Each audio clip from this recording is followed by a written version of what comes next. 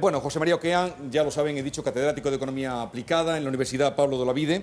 Pero antes de entrar en materia, que ya saben para lo que viene, cuando viene aquí al programa y además para contarnos muchas cosas, hay un tema de actualidad total, tan actualidad como que antes de empezar el programa nos hemos enterado de las multas que han venido para manifestantes a la puerta, los scratches a la puerta de políticos e instituciones. Sí. ¿Qué opina de los scratches?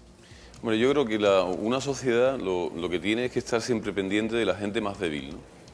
O sea, eso es lo fundamental, ¿no? Tiene que estar pendiente de la gente que tiene menos oportunidades, de la que pasa más dificultades, ¿no? Entonces ahora mismo tenemos un problema que está ahí. Y la verdad es que no hemos dado demasiadas soluciones. Y el problema está. Y no es una cuestión esta vez de dinero en sí. Es una cuestión de cambiar la legislación, de intentar retrasar una serie de procesos, ¿no? Entonces se han intentado pedir que eso se cambie de la forma legal y no le han hecho demasiado caso. Entonces, ¿qué te queda por hacer? Y yo no voy a justificar nada, ¿no? Pero te tienes que poner en el papel de las personas que se consideran en una posición muy débil, que piden que se reforme eso y que no se les hace demasiado caso.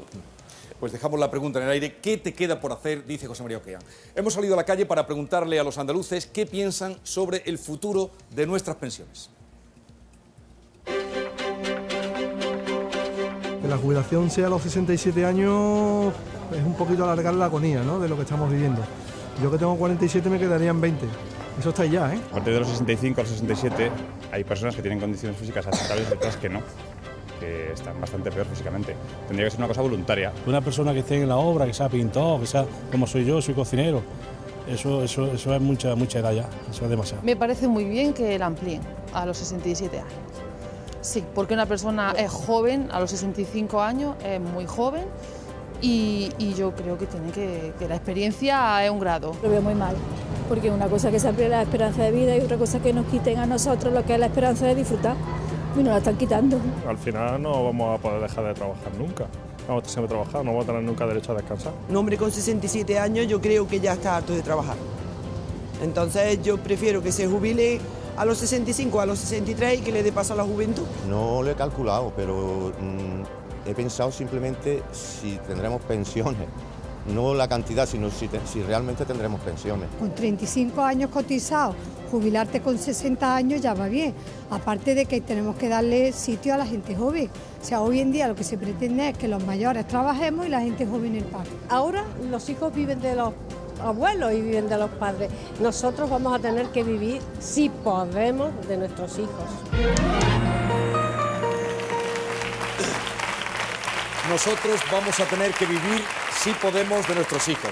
Es la opinión de la calle, el público pregunta y usted responde, que ya bien lo sabe porque ha estado en otras ocasiones. ¿Preparado? Sí, claro. Pues por deferencia a... Usted es de Sevilla, ¿verdad, José María? Sí, sí. Pues vamos a empezar por Sevilla, así es que... Adelante, José Antonio. Buenas noches, señor. ¿Qué tal? Buenas noches. Quisiera preguntarle, ¿cree que es posible que el Tribunal Constitucional de España decida, al igual que ha hecho su homólogo en Portugal, anular la supresión de la paga extra a los funcionarios? Y en caso de que, si esto fuese posible, ¿qué implicaría una medida de este calibre? Hombre, yo no soy jurista, ¿no? Y el Tribunal Constitucional, predecir lo que va a hacer es complicado, ¿no? Porque nos hemos llevado muchas sorpresas, ¿no? Me parece que un poco el trasfondo de la cuestión es que tanto la Constitución portuguesa como la española dice que si hay dificultades en el país, las cargas hay que repartirlas entre todos.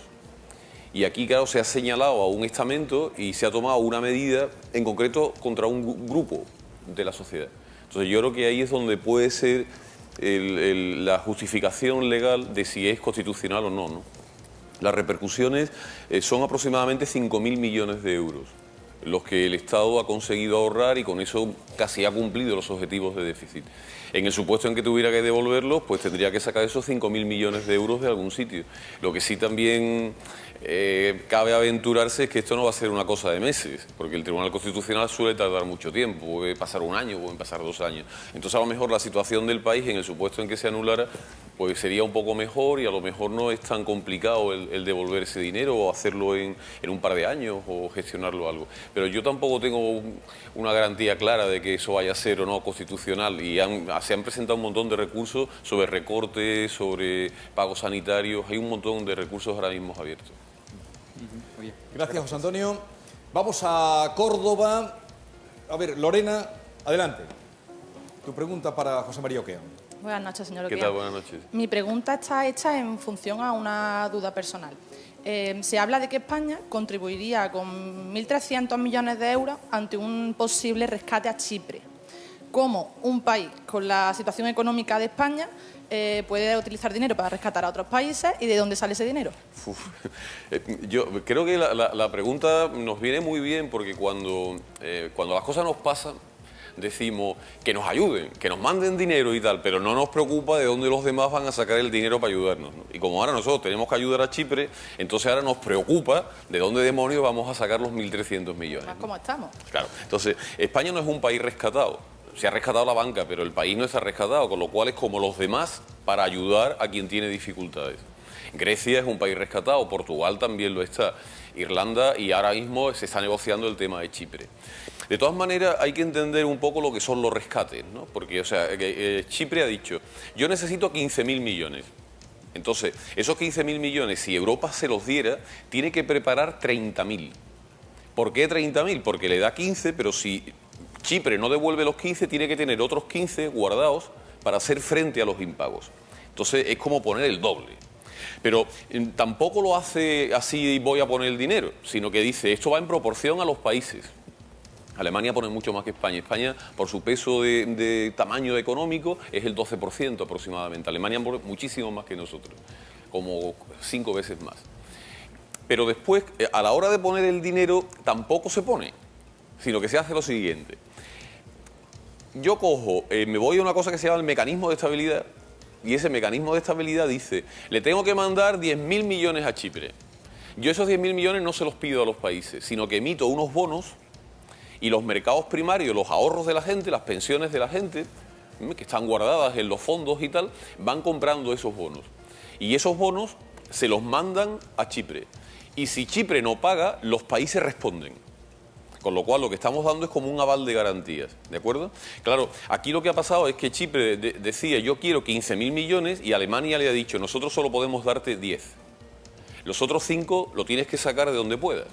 Y entonces lo que han hecho es decir, bueno, lo voy a sacar de mis depósitos, de los bancos. Entonces hemos liado otro lío porque decimos, bueno, entonces a mí el dinero que yo tengo en el banco me puede volar si esta es la medida.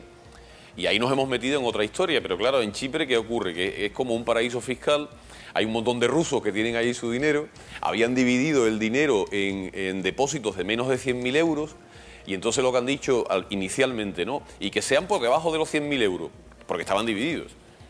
Pero claro, al final ha dicho toda Europa, oye, entonces, ¿qué ocurre? Que ahora van a ser los depósitos nuestros, si son menos de 100.000 euros, los que vamos a perder en una medida próxima que puede ocurrir en cualquier país, y por eso han dado marcha atrás. Pero lo que tenemos que entender es que cuando se ayuda a un país, lo que hace es un mecanismo, emite unos bonos, coge ahorro privado, con ese ahorro financia los bonos y se lo manda a ese país. Pero si ese país no paga, ahora respondemos nosotros, y responderíamos con nuestro presupuesto. Lorena, ¿te has enterado? Sí. Estupendo. Muy bien. Vamos a Jaén. Miguel, que ha sido el primero más dispuesto en levantar la mano.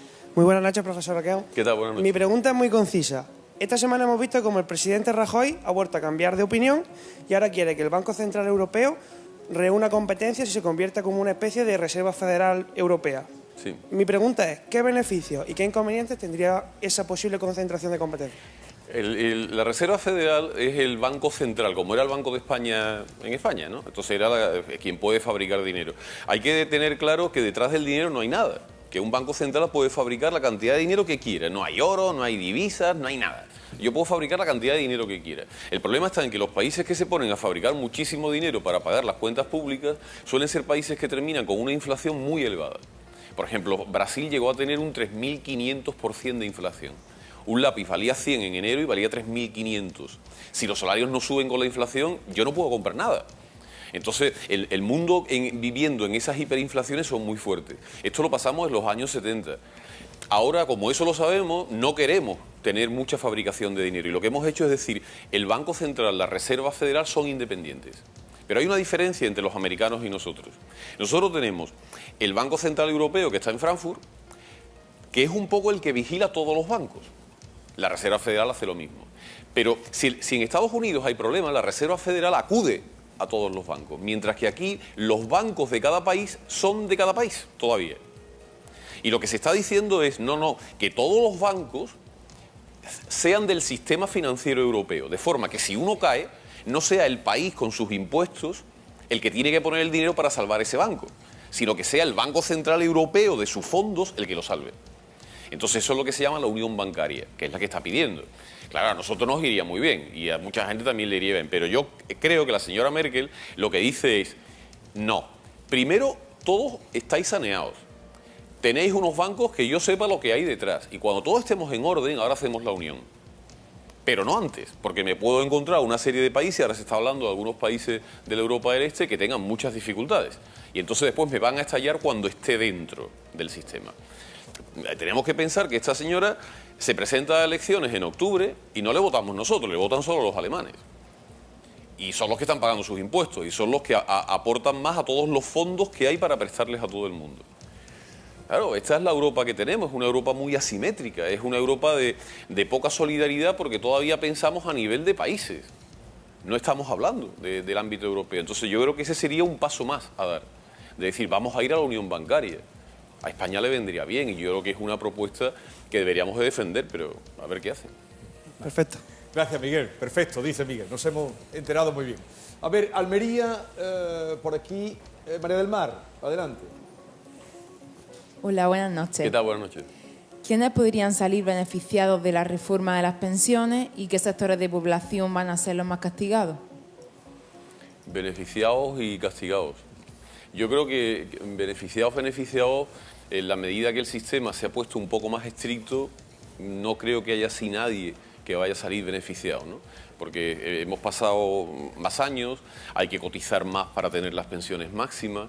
Lo que sí está claro es que en la medida en que estamos en una situación de recesión, una persona que pueda tener mi edad un poco más arriba, un poco más abajo, que no haya cotizado muchos años antes y que ahora tenga una expectativa de cotización difícil con el desempleo, quizás sea la persona que más lo va a sufrir, porque no va a tener tiempo para cotizar lo que se le va a pedir de nuevo.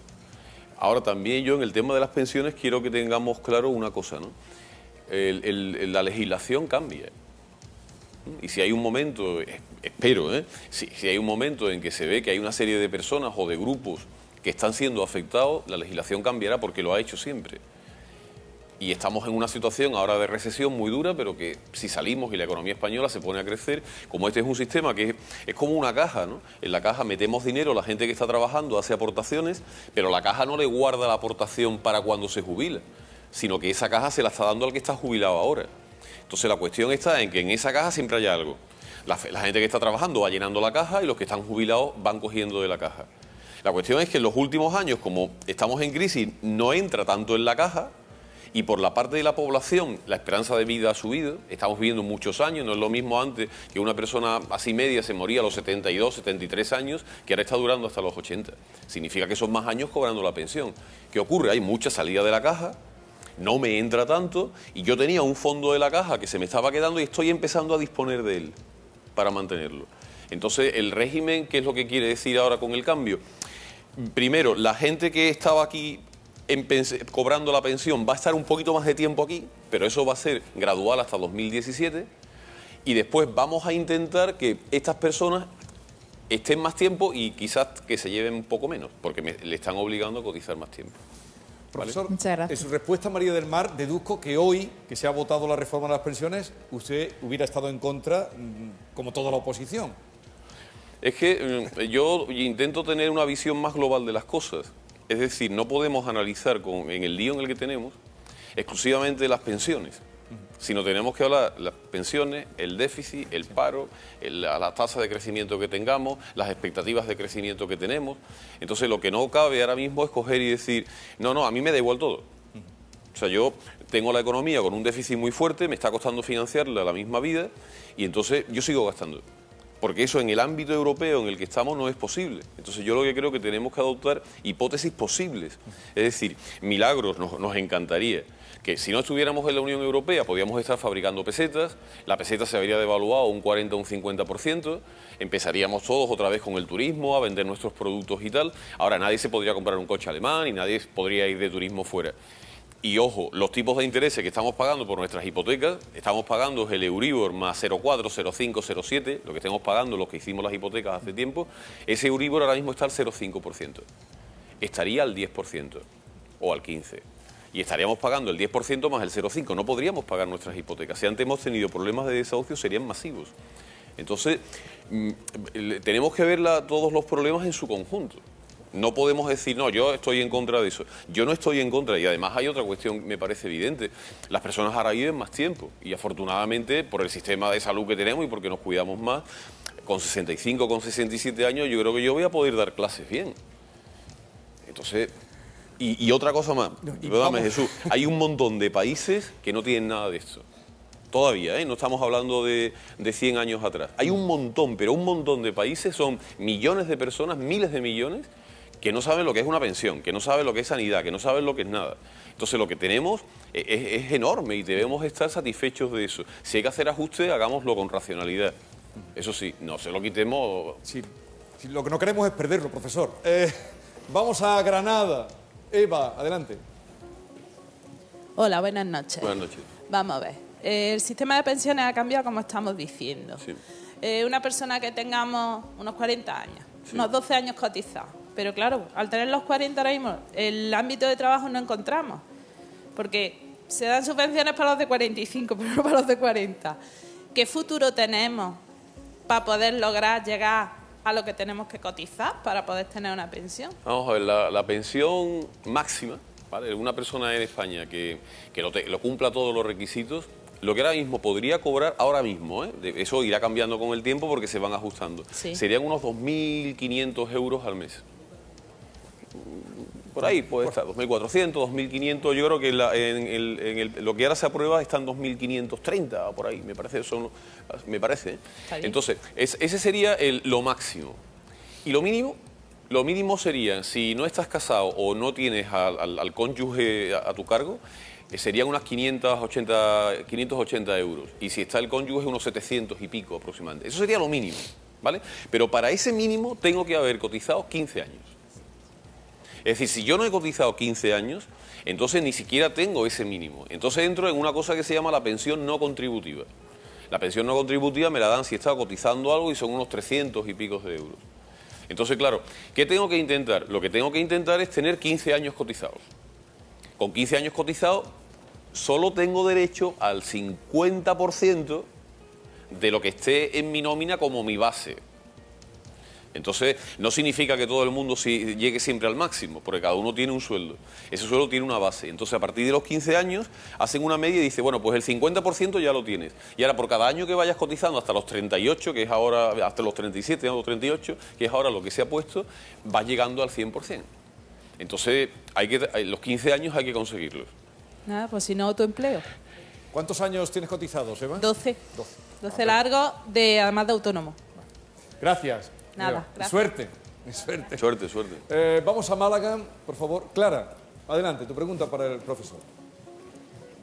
Hola, buenas noches. ¿Qué tal? Buenas noches. Mi pregunta es si existe alguna manera tan didáctica como la que está haciendo hasta ahora de justificar las pensiones vitalicias de algunos cargos políticos y si hay alguna manera legal de derogarlas. Hombre, ahora mismo es que los políticos no nos gustan demasiado, ¿no? Entonces todo lo que sean prebendas o cosas que tengan nos indignan mucho. Y como esto sigue así, nos vamos a convertir todo en antisistemas. Porque estamos cada vez más diciendo, bueno, esto no está funcionando, esto no está funcionando. Antes hemos estado hablando de la Casa Real, los scratch, todo esto. Entonces nos estamos convirtiendo todos en antisistemas, ¿no? Pero el origen de ese tipo de pensiones, ¿no? Me parece que hay dos.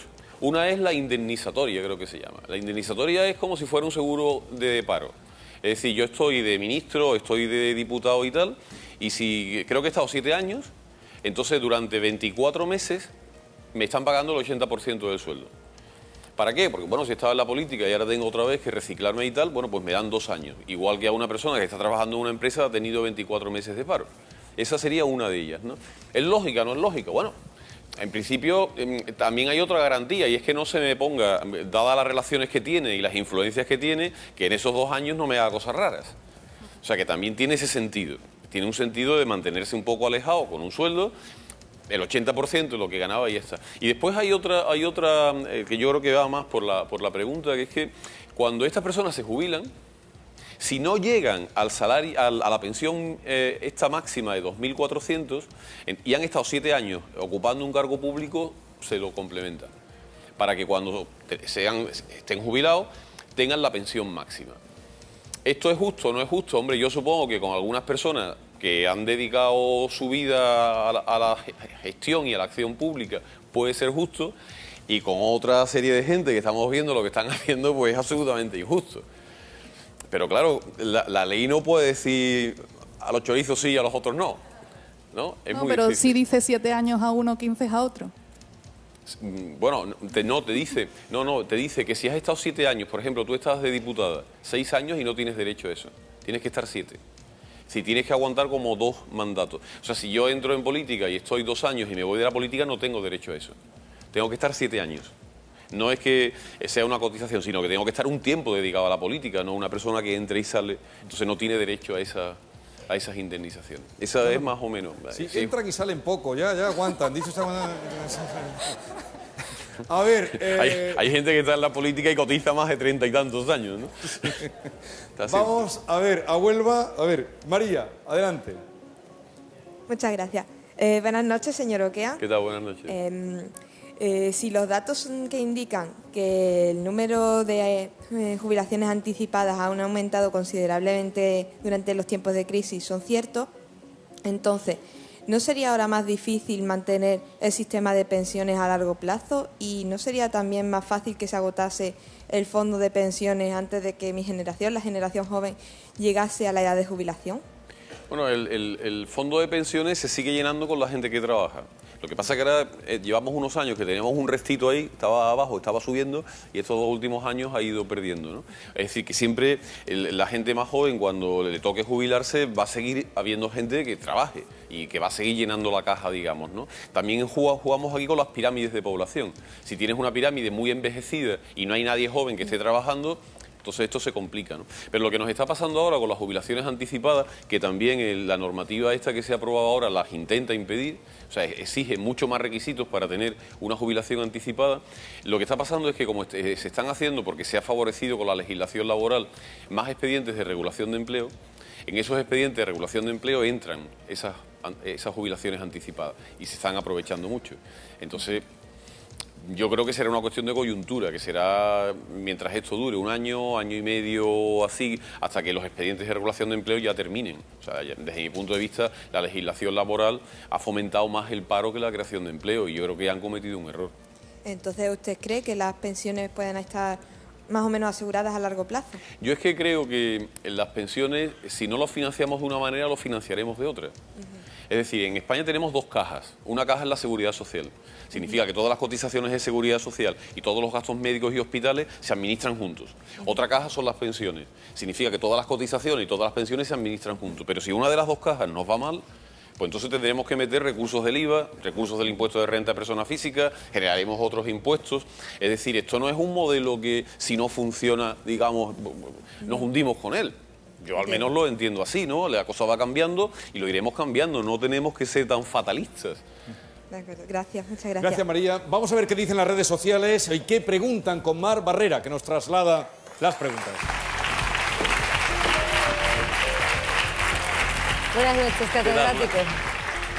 Bueno, la frase célebre que me han enviado mis amigos de las redes para su intervención el día de hoy es de Aristóteles, que dijo: si los ciudadanos practicasen entre sí la amistad, no tendríamos necesidad de la justicia.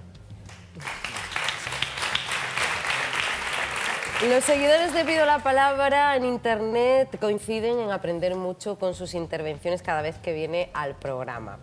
En relación a las pensiones, muchos jóvenes están convencidos de que tendrán que trabajar incluso después de los 67 años, aunque no saben cómo estarán a partir de esa edad. De todas las preguntas que nos han llegado, hemos seleccionado 3. La primera: hay muchas profesiones que conllevan un gran desgaste físico. ¿Lo que se ahorrará en pensiones no se convertirá en gastos para la seguridad social? Sin duda, ¿no? Pero también, por ejemplo, yo creo que los mineros tienen una edad de jubilación que no solo 67 años. Hay determinadas profesiones que se jubilan antes porque requieren un esfuerzo físico que una persona no puede mantener con 67, ¿no?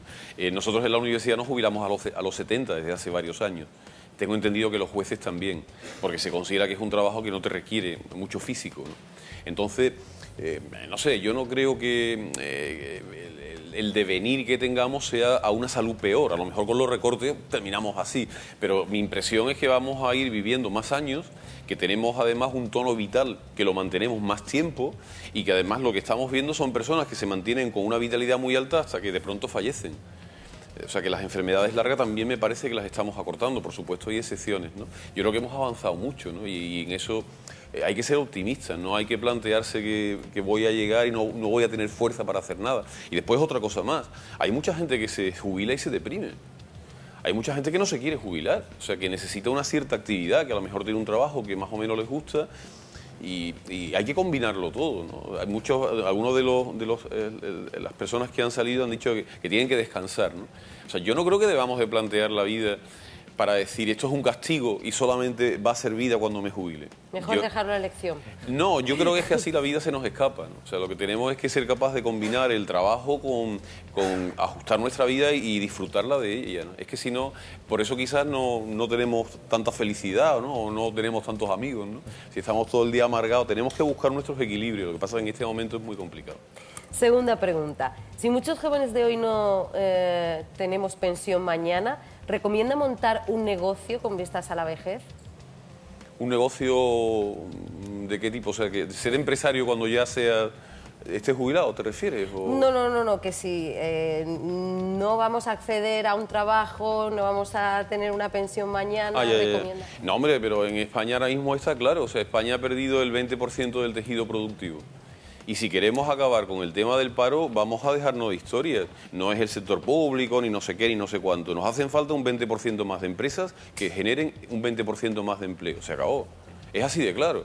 Entonces, todo lo que sea más empresas, que las empresas actuales generen empleo y que crezcan, que busquemos nuevos mercados, esa es la solución. Es que no hay otra, porque el Estado no tiene capacidad para generar 6 millones de puestos de trabajo. Es imposible. Tercera pregunta. ¿Podría declararse inconstitucional la reforma de las pensiones como en Portugal las pagas extra? Yo creo que en la medida en que es una normativa general para todos los españoles, que no está afectando a unos sí y a otros no, el Estado y el Gobierno tiene capacidad para cambiar las cosas. Es que si no, la Constitución no te dice las cosas son así, ya no las vas a poder cambiar. Nos estamos adaptando a una sociedad que vive más años, una sociedad que está en crisis, que ahora mismo lo está pasando mal y que tiene que ajustarse. Y una sociedad que está vigilada porque necesitamos muchísima financiación y quien tiene la financiación nos está mirando con lupa.